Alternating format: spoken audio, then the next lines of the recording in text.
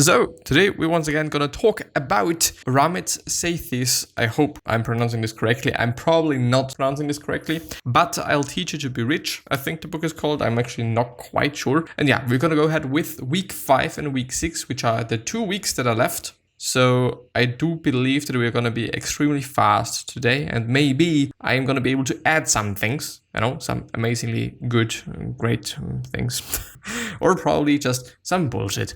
So yeah, I'm gonna read. The next stage in Sethi's plan, by the way, week 5 is about saving. So week 5, save. The next stage in Sethi's plan is all about automating your systems for savings, investing, and also spending. The aim is to have your income automatically filtered into appropriate accounts without any intervention from you, which just means that you can't do anything with your money, So if it is in a savings account, it is in a fucking savings account. If it is in the investing account, it is in a fucking investing account. If it is in the you can splurge account, then it is in the you can splurge account, which is a pretty good thing because, if you get your paycheck, I'm gonna just buy this, I'm gonna buy that, I'm gonna pay this, I'm gonna pay that.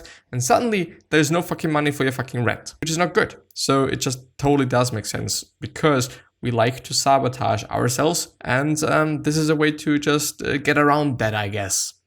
Not even I guess, but I just know for sure that this is a good thing to do so. Sethi explains that by spending some time setting it up initially will save you plenty of time further down the track. It means that all of your bills will get paid automatically and you no longer have to worry about things like the overdraft, which is nice. If there is nothing to worry about, everything is fine, everything is clear, and everything is good to go. So once a week, a fortnight, or month, you'll receive your income. Your workplace should automatically deduct a portion for your 401k. The remainder will go straight into your check account. Automate a portion of this to go to the savings and investments, and have your credit card bill paid automatically via direct debit. This covers all of your all of your fixed costs, such as utilities, internet, etc., which is a pretty nice thing because then you also do not have to care about that. Whatever is left can be considered guilt-free spending, or just more for the savings account. But indeed, you can just use this money for spending, whatever you just want to spend your money on. It might be quite something, it might be just not that something, it just heavily depends on what life you're living. Of course, if you're just having a way too big house, if you're having a way too many cars, if you're having whatnot that is very expensive, then there's not going to be a lot of things or a lot of money left in this quote-unquote section, if you will. But also, on the other hand, there's probably not going to be that much money in your savings and or investments if you're just living way above your means. And I would argue that it is a common thing in Western countries that we just like to live above our means and, have a lot of things, buy a lot of things. I think especially when it comes to cars, especially when it comes to houses, but also clothes and just some minor things that really add up in the end, at my point of view at least. So I don't know. Like the thing is, of course, I am not probably going to be an exception. I do really spend my money consciously. I'm not spending my money on any fucking dumb shit. Most often, sometimes you can't see them, but I've just bought myself, I think 2 years ago, some Tommy Hilfiger shoes. They were really inexpensive, they were quite as expensive as some other shoes, and I'm actually quite happy with them. So I don't know. There is also some really great ways to get cool stuff and great stuff and good looking stuff for a really low price. But of course, I could have bought myself also some shoes for just $20 or $30. And I do not want to talk about quality here because I don't know. I might be a little bit like Illuminati stuff, just... Yeah, you know what I mean. You probably don't. Anyway, week 5 top tips. You should aim to link all of your accounts. Sethi recommends ensuring that you should link all of your accounts, period. Sethi recommends ensuring that you have all of your login information in one place. Otherwise, you will waste time figuring various passwords and usernames out. Now spend time setting up your automatic money flow, quote unquote. Once the accounts have all been linked, this should be simple. Set up individual automatic payments to each of your accounts. A pretty nice thing, pretty amazing thing. I think it just makes sense. It is about automation or automating all these processes. And okay, how do you automate it? Well, by linking everything together and by having a system and by having a flow. But yeah, week 6 financial expertise myths, which are probably going to be pretty fucking interesting. Maybe I'm going to pick one and gonna just search for another article very quickly. But yeah, we'll see. Sethi explains that most people are extremely intimidated by the finance industry, financial advisors and fund managers. However, he believes that the majority of people are completely capable of making their own investments and making just as much, if not more, than the quote-unquote experts. Sethi explains that you really don't need to pay people to do your investing for you. Fund managers aren't magical and they can't foresee what the market is going to do. Sethi points out that fund managers fail with 75% of their investments. Mutual funds often have significant fees that are unnecessary and paid out to the fund manager. Yeah. And there's a quote, index funds similar to mutual funds, but it's managed by a computer which matches what the markets are doing, can provide better returns with much lower fees. So ignore the pundits' predictions, ignore the last year or two of a fund's performance. Yes, totally the case. And I've read it somewhere else or I've heard it. I'm not quite sure. It might have actually been in an Akimbo by Seth Godin episode, which is an amazing podcast. If you're searching for a great podcast, listen to Akimbo. There's a lot of great thoughts and a lot of great ideas and a lot of great questions as well. And it's also just by Seth Godin, one of the more popular marketers, I would say, at this point in time. But yes, indeed, I've heard a lot about index funds and I've been also very interested in the whole thing, especially the S&P 500, which is an index fund, I guess. And yeah, it is good because, as he already pointed out, it is not managed by people and you have to pay people, of course. So there is a portion, is going to those people and as fees.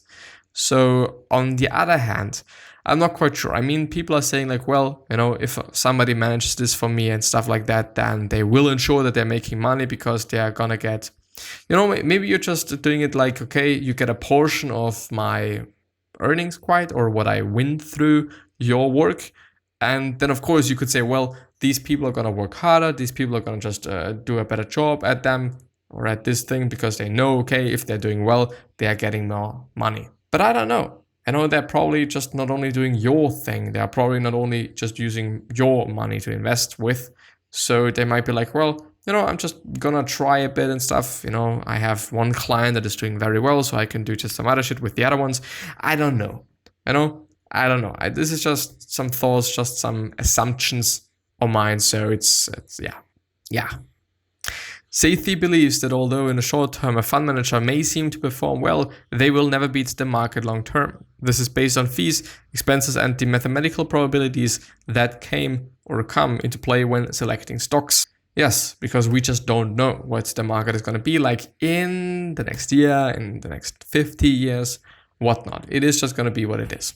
Quite. Is investing only for the rich? Sethi believes that everyone is capable of investing. It is certainly not only for the rich. Sethi explains that it is completely possible to have a straightforward and low-maintenance investment portfolio. He emphasizes the importance of diversification when it comes to your investments. You should consider diversifying not only by buying a few different stocks, but also by having different assets. Consider stocks and bonds. Sethi explains that the time to take moderate risks when it comes to investing is when you are younger. You have more time, you are more likely to be able to rebound from a considerable loss. As you get older, you want to be more conservative with your investments and take a few less risks. Yeah, because of course, you might are willing to retire and stuff, and you might just need money for that. Not only might, but you for sure need it. And now everything is broken, which is not good. But yeah, can I please switch again? Well, I can't. And my nose is tingling. Probably gonna cut that out. I hope that I'm gonna see that. I'm gonna see. Because if there's a lot of silence, now I can do something. Well, amazing. So where should you invest? Sethi recommends index funds as a good first option. He explains that they are less expensive than mutual funds, of course. However, the downside is that you need to invest in a few different funds to ensure that you are diversifying. This will involve a little more time research on your behalf than a mutual fund would. There's a quote, multiple funds mean you have to rebalance your funds regularly, usually every year, which is a laborious process of redistribution your money to different investments so you can get back to your target asset allocation. So you get back to your target asset allocation. Another low-cost option is a life cycle fund. Sethi explains that life cycle funds take your age into consideration and will automatically diversify your investments for you. He explains that life cycle funds are really funds of funds. I see. For example, a life cycle fund might include large cap, mid cap, small cap, and international funds, and those funds in return will hold stocks from each of those areas. In other words, your life cycle fund will own many funds which are all stocks and bonds, which actually seems to be a pretty good idea because it is very diversified. Very. I mean, if you're having funds of stocks, you're gonna have like just trillions of stocks and bonds and stuff, which is amazing. Week 6 top tips. It is important to decide on your investing style before you get started. Remember that a life cycle fund is simple and requires little input from you, but you have less control. Otherwise, index funds are a good option if you are confident in diversifying your own portfolio. Spend time investigating your investments to do plenty of research and understand what you're investing in.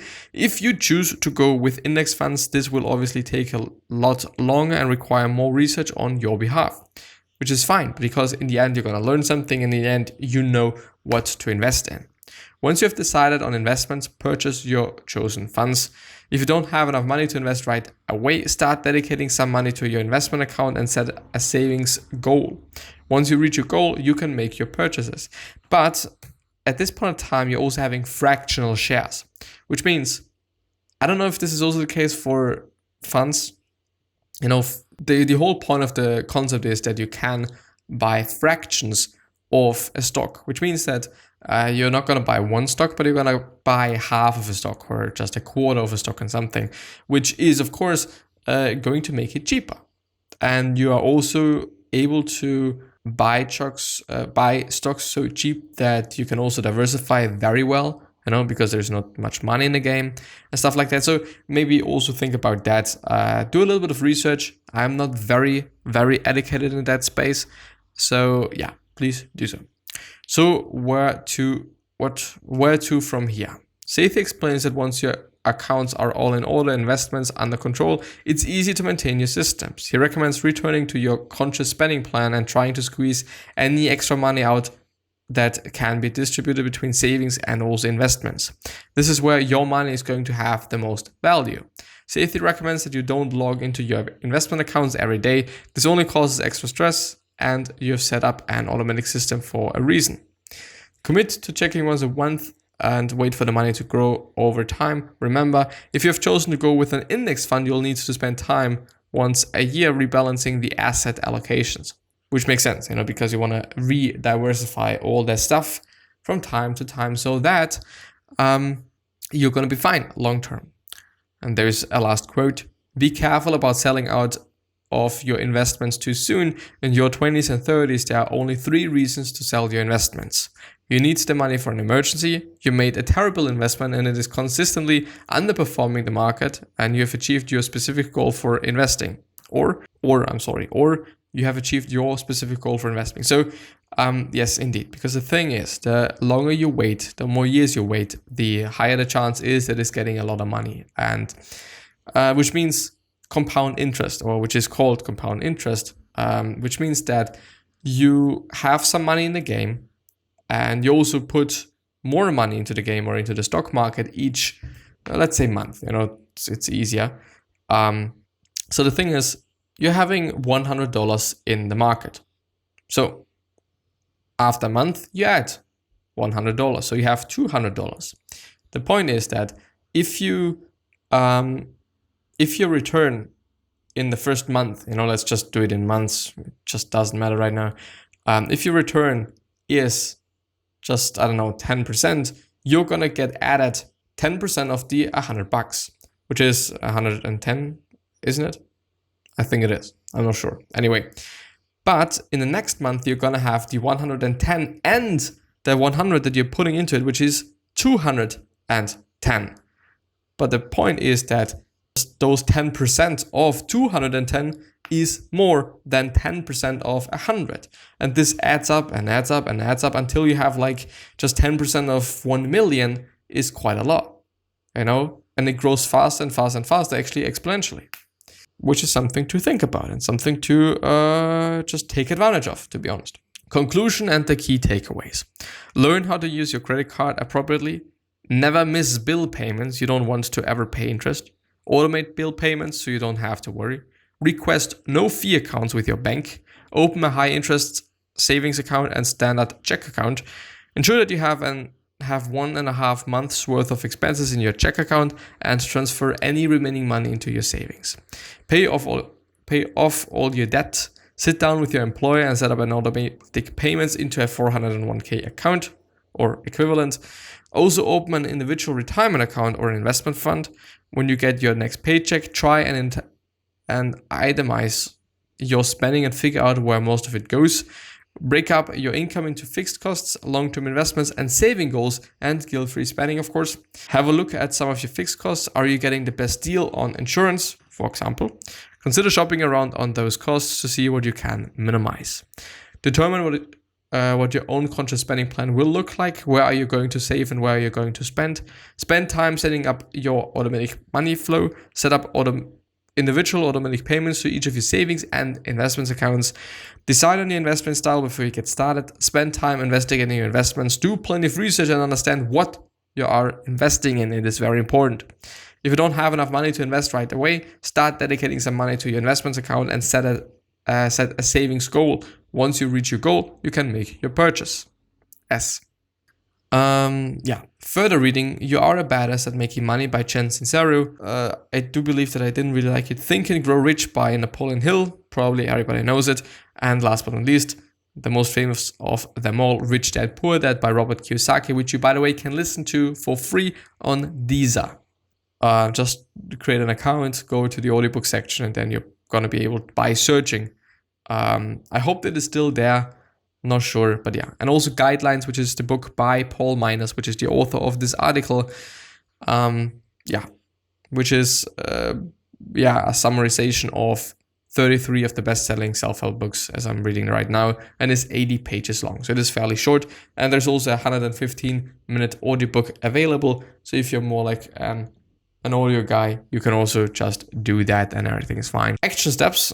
Take the quiz on I Will Teach You to Be Rich to figure out your earning potential and discover how you could be making some extra money. Follow Sethi's 6-week plan and see where your savings can take you. And for more detailed advice, download the complete book on Amazon or just buy the paperback. Summary is not intended as a replacement for the original book, and all codes are credited to the above mentioned author and also publisher. Very important to notice and to point out. I'm gonna end the episode there just because I do not want to unnecessarily stretch it and I do not want to just disturb the vibe of the whole video. So yeah, I wish the best health of happiness and also success, and also hope that you're gonna remind yourself and you're gonna be remembered, which basically means your legacy, and basically means just being a nice person and then being remembered as a nice person, which is a pretty fucking cool thing. 3 other questions that I have of you are: why are you here? What are you trying to change, and what is bothering you? The most these 3 questions hopefully going to show you your purpose and maybe even a business idea, which is as well pretty cool. Another question that is very important to me and a very important one for me is: what could you essentially say? What words could come out of your mouth that are really going to change somebody's life? What could it be? What could it be? What could you say? What could you spread? What could you talk about? What could you, whatever? Because I totally believe that we all could say something that could potentially change somebody's life. And this is pretty amazing. So yeah, bye-bye.